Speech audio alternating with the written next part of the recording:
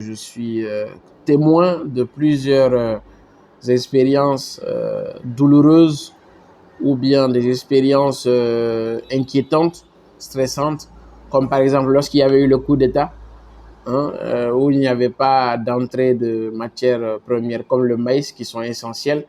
Il a fallu qu'on utilise du son de blé à la place du maïs.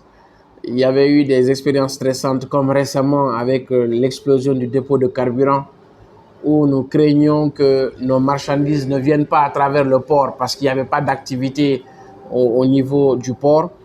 Il y a eu d'autres expériences comme la Gumboro qui est passée, qui a tué chez moi 18 000 poulettes sur 36 000 que j'élevais et d'autres expériences encore. Mais je pense que ces trois-là m'ont marqué essentiellement.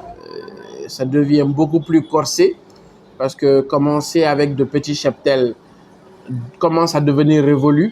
Il faut aller avec de gros cheptels et le risque est là de tout perdre, que ce soit avec la grippe aviaire par exemple ou que ce soit avec des maladies beaucoup plus fréquentes comme la maladie de Newcastle ou la Gumboro.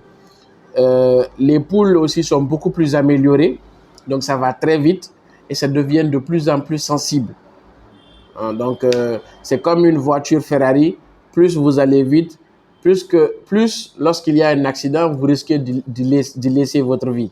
Donc, c'est un peu les poules pondeuses. Aujourd'hui, il y a quelques années, une poule pondeuse pouvait faire 300 œufs. Aujourd'hui, elle en fait 500. Et donc, durant sa vie. Et donc, plus la productivité est poussée à fond, plus la poule devient sensible.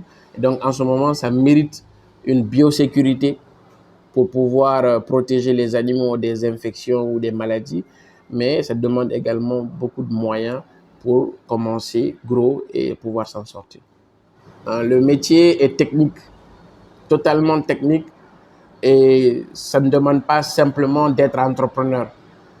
N'est pas aviculteur un entrepreneur. Vous êtes entrepreneur, certes, après vous décidez d'être aviculteur, de vous orienter dans l'aviculture. Voilà, c'est à part parce que ça demande vraiment une technicité pour pouvoir gérer des animaux. C'est des êtres vivants qui peuvent mourir, qui peuvent tomber malades comme les humains. C'est à travers les expériences que nous tirons, nous nous endurcissons, nous devenons beaucoup plus forts. Donc, chercher autant que possible à rester frais dans la tête, à ne pas faire des erreurs qui peuvent être fatales. Je pense que tout problème est passager. Maintenant, il faut tirer le maximum d'expérience ou de connaissances du problème que vous avez en face de vous pour que plus tard, vous soyez prévoyant et que cela ne vous arrive pas.